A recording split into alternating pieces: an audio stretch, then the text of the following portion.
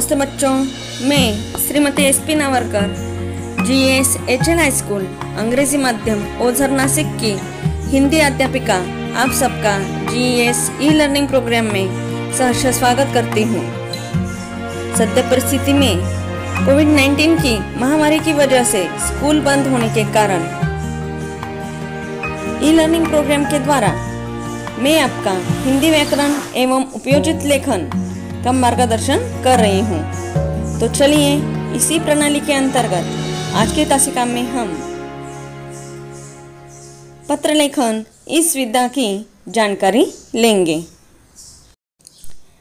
पत्र लेखन एक रोचक कला है। अभिव्यक्ति के समस्त लिखित साधनों में पत्र आज भी सबसे प्रमुख, शक्तिशाली, प्रभावपूर्ण और मनोरम स्थान पर रखता है। पत्र लेखन में आत्मीयता स्पष्ट दिखाई देती है, जिससे लेखक तथा पाठक दोनों समीपता का अनुभव करते हैं। लिखित भाषा का उद्देश्य सबसे अधिक पत्र लेखन द्वारा ही प्राप्त होता है। पत्र लेखन द्वारा हम दूसरों के दिलों को जीत सकते हैं, मैत्री बढ़ा सकते हैं और मंत्रमुग्ध कर सकते हैं। अतः पत्र लेखन एक ऐसी कला है जिसके लिए बुद्धि और ज्ञान की परिपक्वता, विचारों की विशालता, विषय का ज्ञान, अभिव्यक्ति और भाषा पर नियंत्रण आवश्यक होता है।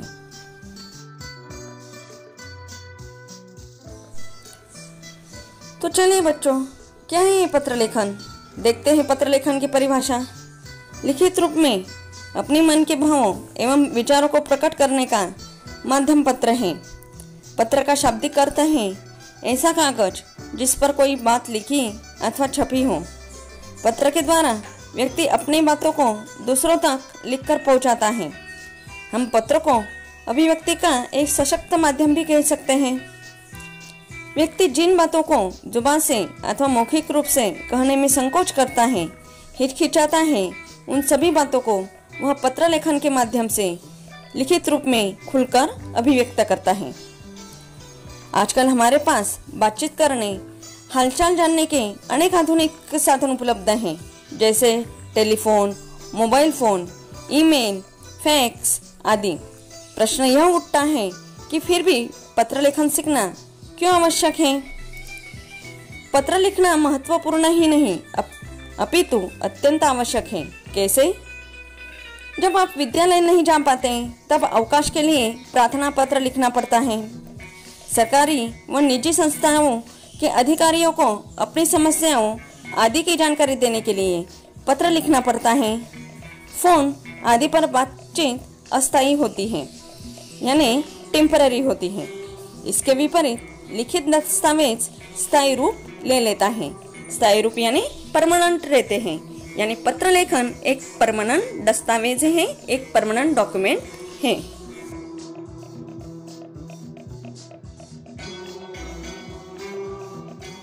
बच्चों, पिछले हफ्ते हमने देखा कि पत्र लेखन के दो प्रकार होते हैं, औपचारिक और अनौपचारिक। उसमें से अनौपचारिक पत्र लेखन किस तरह से किया जाता है, इसकी जानकारी हमने पिछले वीडियो में देखी है। आज हम औपचारिक पत्र लेखन की जानकारी लेने वाले हैं। तो चलिए देखते हैं क्या है ये औपचारिक पत्र लेखन। औपचारिक पत्र, यह पत्राचार उन लोगों के साथ किया जाता है जिनसे हमारा कोई निजी परिचय नहीं रहता। इनमें औपचारिकता और कथ्य संदेश यह मुख्य होता है तथा आत्मीयता गौण होती है। इनमें तथ्यों तथा सूचनाओं को अधिक महत्व दिया जाता है। औपचारिक पत्र विशिष्ट नियमों में आबद्ध होते हैं। औपचारिक पत्रों की परिधि बहुत ही व्यापक होती है। इसके अनेक रूप संभव हैं, जैसे सरकारी पत्र, अर्ध सरकारी पत्र, व्यावसायिक पत्र, पूछताछ पत्र, संपादक के नाम पत्र, अनुरोध पत्र, शोक पत्र, आवेदन पत्र, शिकायत पत्र, निमंत्रण पत्र, विज्ञापन पत्र, अनुस्मारक, स्वीकृति पत्र, बधाई पत्र तथा शुभकामना पत्र।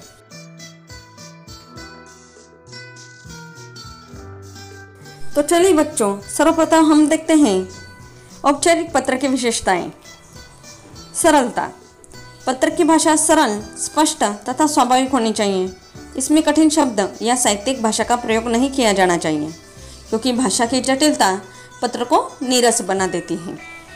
स्पष्टता, पत्र की भाषा में स्पष्टता होनी चाहिए। स्पष्टकर्ता मधुर भाषा वाला पत्र प्रभावी होता है। शब्दों का चयन, वाक्य रचना की सरलता पत्र को प्रभावशाली बना देती है। संक्षिप्तता, पत्र की भाषा में संक्षिप्तता होनी चाहिए। उसमें अनावश्यक विचार नहीं होने चाहिए। संक्षिप्तता का अर्थ है पत्र अपने आप में पूर्ण हो, व्यर्थ के शब्द जाल से मुक्त होना चाहिए। आकर्षकता तथा मौलिकता, आकर्षकता यानी पत्र आकर्षक एवं सुंदर होना चाहिए। कार्यालयीन पत्र को स्वच्छता के साथ टाइप किया जाए। पत्र की भाषा में मौलिकता होनी चाहिए। पत्र में अपना वर्णन क्रम प्राप्त करने वाले का अधिक वर्णन होना चाहिए। उद्देश्यपूर्णता, प्रत्येक पत्र अपने कथन में स्वतः संपूर्ण होना चाहिए। पत्र पढ़ने के बाद किसी प्रकार की जिज्ञासा शेष नहीं रहनी चाहिए। पत्र का कथ्य अपने आप में पूर्ण तथा उद्देश्य की पूर्ति करने वाला हो। शिष्टता, सरकारी, व्यावसायिक तथा अन्य औपचारिक पत्र की भाषा शैली शिष्टतापूर्ण होनी चाहिए। अस्वीकृति, शिकायत, खींच और नाराजगी भी शिष्ट भाषा में ही प्रकट की जाए तो उसका अधिक प्रभाव पड़ता है। बच्चों, जैसे कि मैंने आपको बताया, पत्र लिखते समय पत्र की विशेषताओं की ओर ध्यान देना बहुत ही ज़रूरी रहता है। पत्र लिखते समय पत्र की भाषा बहुत ही सरल, सिंपल और स्पष्ट होनी जरूरी है। पत्र संक्षिप्त यानी ब्रीफ, छोटा होना बहुत ही ज़रूरी है। अनावश्यक बातें लिखना जरूरी नहीं है उसमें। पत्र बहुत ही आकर्षक एवं मौलिक होना चाहिए। आकर्षक यानी वहाँ पर डिज़ाइन नहीं बनानी है आपको। पत्र में आकर्षक यानी एट्रैक्टिव, उसकी भाषा जो है बहुत ही एट्रैक्टिव, अच्छी तरह से सरल, सिंपल होनी चाहिए। मौलिक यानी पत्र में ओरिजिनलिटी होनी चाहिए। उद्देश्यपूर्णता, जो पत्र आप लिख रहे हैं उसका उद्देश्य संपूर्ण होना चाहिए। जिस उद्देश्य से आप पत्र लिख रहे हैं उसका उद्देश्य लिखना बहुत ही ज़रूरी है। शिष्टता, पत्र में अगर शिकायत लिख रहे हैं तो भी उसमें शिष्टाचार आना बहुत ही ज़रूरी है। शिकायत भी नम्र निवेदन के रूप में आपको करनी है।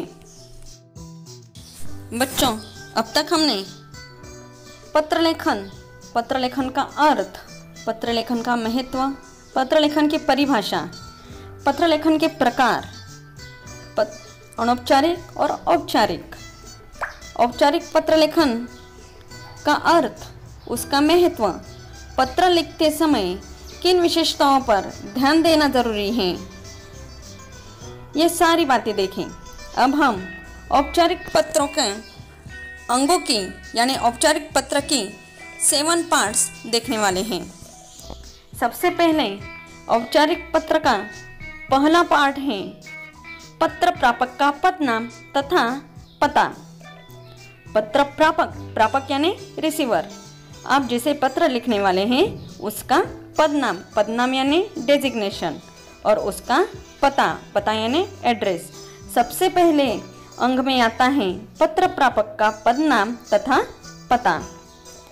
दूसरा अंग है विषय यानी सब्जेक्ट। आप कौन से सब्जेक्ट पर पत्र लिखने जा रहे हैं, जिसके बारे में पत्र लिखा जा रहा है, उसे केवल एक ही वाक्य में या कुछ शब्दों में आपको उस विषय को समाप्त करना है।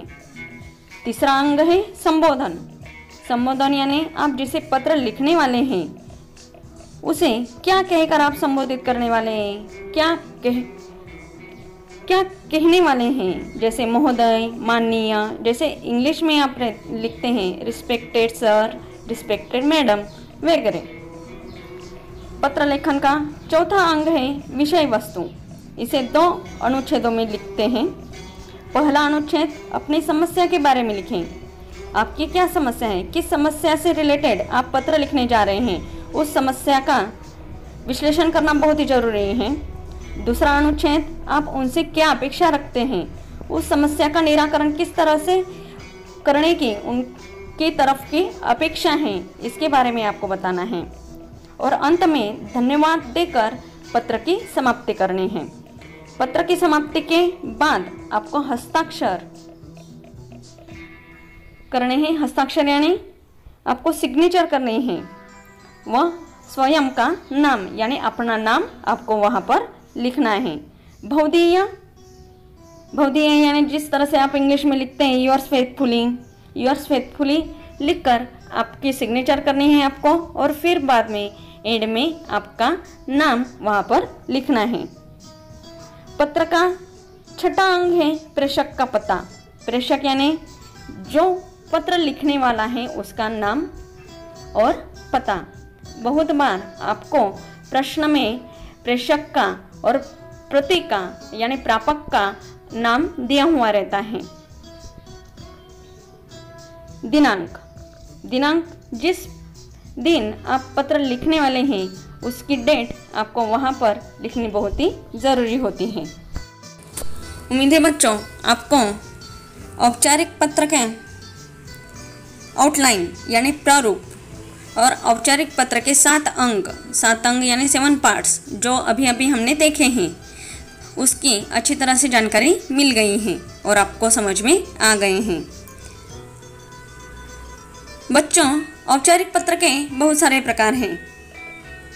औपचारिक पत्र यानी प्रधानाचार्य, पदाधिकारियों, व्यापारियों, ग्राहकों, पुस्तक विक्रेता, संपादक आदि को लिखे गए पत्र को औपचारिक पत्र कहते हैं। ये हमने देखा है। औपचारिक पत्र को निम्नलिखित वर्गों में विभाजित किया जा सकता है।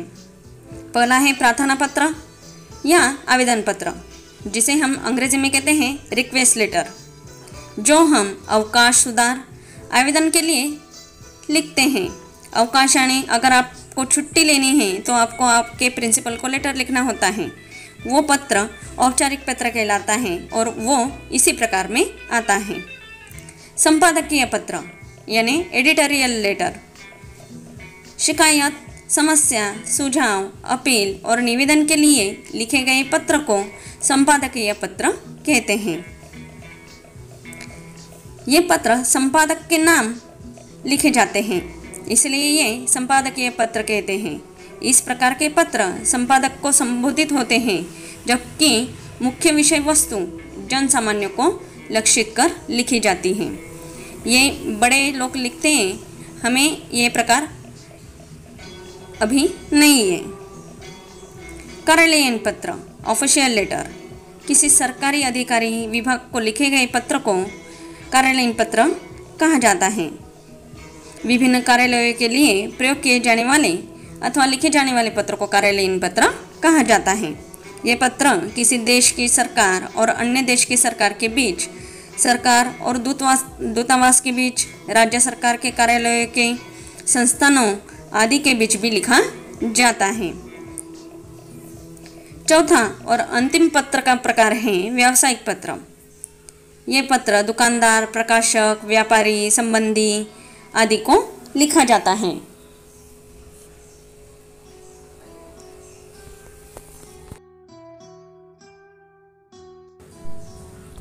बच्चों यहाँ मैंने संपादकीय पत्र यानी एडिटोरियल पत्र और व्यावसायिक पत्र यानी प्रोफेशनल लेटर के दोनों पत्रों के प्रारूप यानी आउटलाइन आपको दिए गए हैं, जो आपके अभ्यास में अभी फ़िलहाल नहीं है, लेकिन आपके जानकारी के लिए, अधिक जानकारी के लिए मैंने ये प्रारूप आपको यहाँ पर दिए हैं।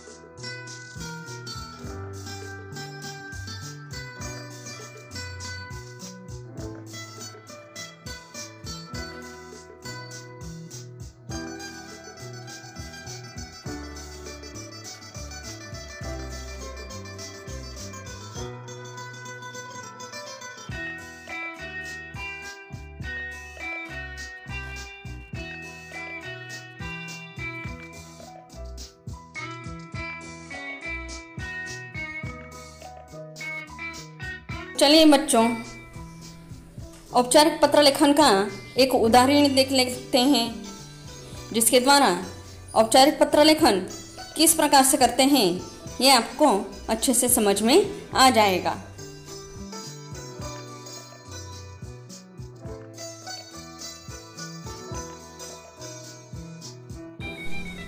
देखें, यहाँ मैंने एक प्रश्न आपको दिया हुआ है। प्रश्न पत्रिका में ठीक इसी तरह से आपको सवाल पूछा जाएगा। इसी सवाल के आधार पर आपको पत्र लेखन करना होता है। प्रश्न है, आपको अपने चाचा जी के विवाह के लिए गांव जाना है। छुट्टी पाने हेतु स्कूल के प्रधानाचार्य को पत्र लिखी है। देखें, सबसे पहले तो बच्चों को प्रधानाचार्य का मीनिंग ही नहीं पता होता। प्रधानाचार्य मीन्स आपके स्कूल के प्रिंसिपल।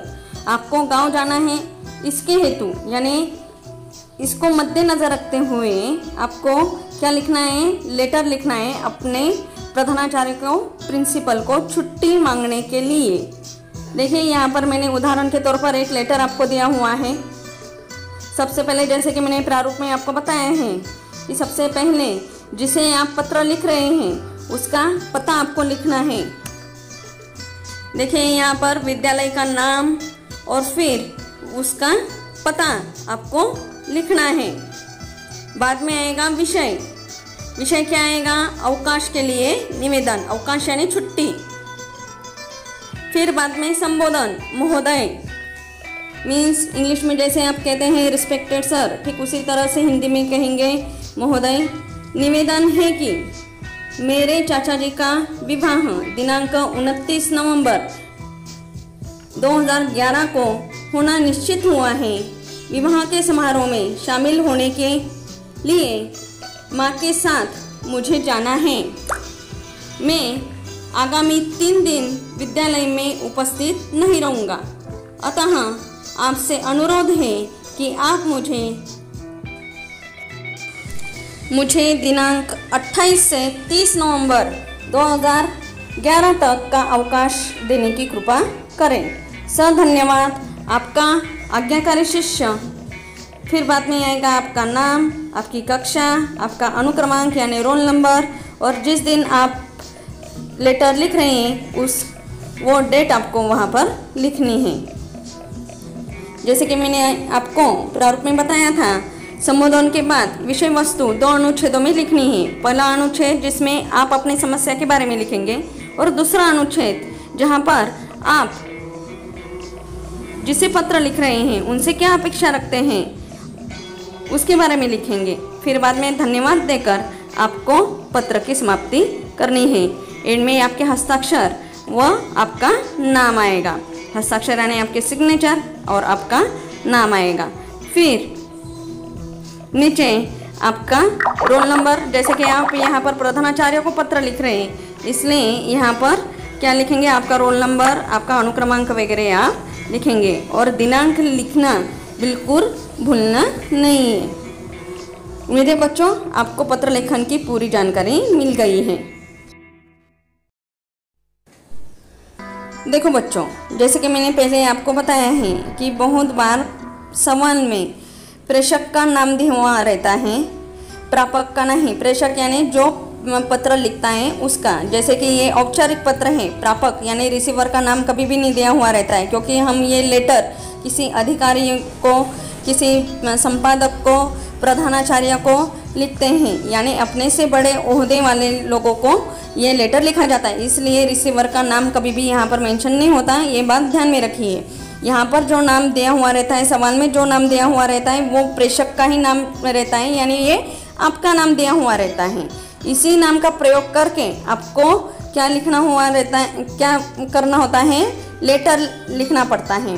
देखिए, जैसे कि यहाँ पर मैंने एक सवाल दिया हुआ है, सुशील कुमार 21 लक्ष्मी निवास महात्मा गांधी मार्ग से police inspector police station Shivaji Nagar Bhusawal को लाउडस्पीकरों के शोर से होने वाली परेशानियों की शिकायत करते हुए पत्र लिखता है। अभी यहाँ पर बहुत सारे बच्चे कंफ्यूज हो जाते हैं। यहाँ पर बच्चों को पता नहीं रहता कि यहाँ पर किसे पत्र लिखना होता है और कौन पत्र लिख रहा है। बहुत ही आसान है। यहाँ एक बात ध्यान में रखनी है, से के पहले पत्र लिखने वाले का पता रहता है और से लेकर को तक पत्र जिसे भेजा जाता है उसका पता दिया हुआ रहता है। इसलिए बिल्कुल भी कंफ्यूज नहीं होना है, शांति से आपको सवाल पढ़ना है और लेटर लिखना है। जैसे यहाँ पर देखिए, सुशील कुमार 21 लक्ष्मी निवास महात्मा गांधी मार्ग भुसावल से, यानी से के पहले ये कौन है? प्रेषक, यानी ये आपका नाम दिया हुआ है, आपका एड्रेस दिया हुआ है। समझ में आया? ये प्रेषक है। पुलिस इंस्पेक्टर, लेटर कैसे लिखना है? Police inspector, police station Shivaji Nagar Bhusawal. Police inspector का नाम यहाँ पर दिया होगा क्या? नहीं। जैसे कि मैंने आपको बताया, ये औपचारिक पत्र है। यहाँ पर हम किसी अधिकारी को पत्र लिखते हैं, इसलिए किसी भी अधिकारी को हम नाम से पुकारते नहीं हैं। किसी भी अधिकारी का नाम यहाँ पर मेंशन नहीं किया जाएगा। इसलिए जहाँ पर नाम दिया हुआ है वहाँ से लेकर से तक प्रेषक का पता दिया हुआ रहता है। समझ में आया? और से लेकर को तक का, जिसे आप पत्र लिख रहे हैं, प्रति यानी रिसीवर, उसका पता दिया हुआ रहता है।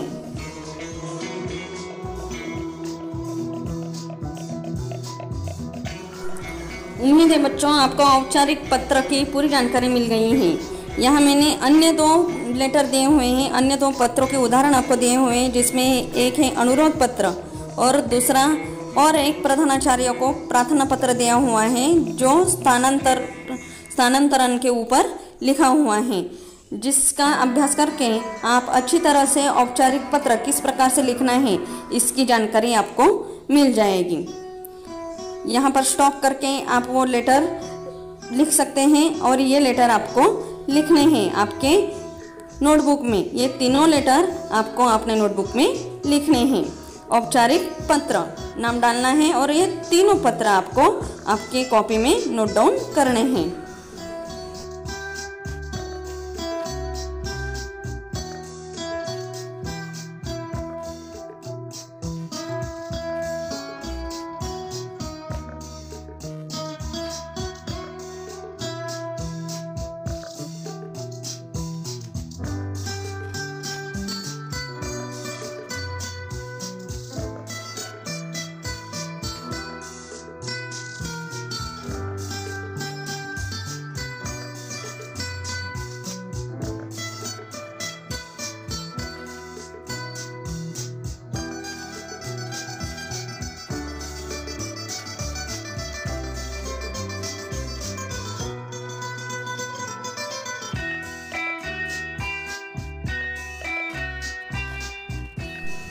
हाँ बच्चों, जैसे कि मैंने आपको बताया कि आज का गृह कार्य है, जो लेटर मैंने आपको यहाँ पर दिए हुए हैं, ये तीनों लेटर उदाहरण सहित आपको लिखने हैं। ठीक उसी प्रकार से जो प्रारूप मैंने, जो आउटलाइन मैंने दी हुई है, वो आउटलाइन भी आपको आपके नोटबुक में बनानी है, ताकि आगे चलकर जब कभी भी आपको कोई प्रॉब्लम आएगा तो वो प्रारूप देखकर आप उस हिसाब से अपना लेटर आप लिख सकते हैं।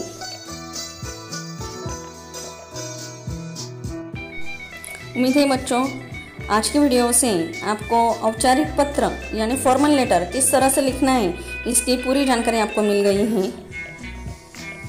तो आज का ये लेसन हम यहीं पे समाप्त करते हैं। मिलते हैं अगले तासिका में ग्रामर का कुछ नया पार्ट लेकर। तब तक घर पर रहिए, सुरक्षित रहिए।